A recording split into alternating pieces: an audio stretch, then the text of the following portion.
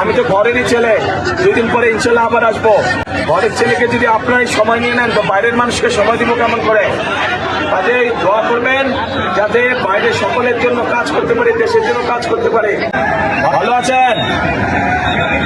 আচ্ছা, এখন কথা হচ্ছে বহু বছর পরে আপনাদের এলাকায় এসেছে। আপনারা যারা আমার সমবয়সী বা একটু কম বেশি, আপনাদের খেয়াল আছে এর আগে যখন আসতাম এলাকায় ঘুরে ঘুরে আপনাদের সাথে কথা বলতাম, এলাকার কাজ দেখতাম। তো এখন আজকে তো এই পরিবেশে করা সম্ভব না। আপনাদের এই এলাকার উন্নয়ন সহ মানুষের দুঃখ কষ্ট দেখভালের জন্য আমি মিল্টনকে দায়িত্ব দিয়ে গেছি। আপনারা ধানের শীষে ইনশাল্লাহ 12 তারিখে মিল্টনকে জয়যুক্ত করবেন। কি ভাই, ঠিক আছে?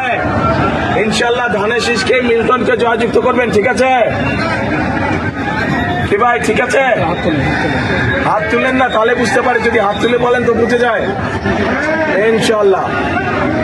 ইনশাল্লাহ মিল্টনের মাধ্যমে গাবতলী এবং শাহজাহানপুর এলাকার মানুষের যত কাজ ইনশাল্লাহ সেগুলো আমি মিল্টনের মাধ্যমে করব।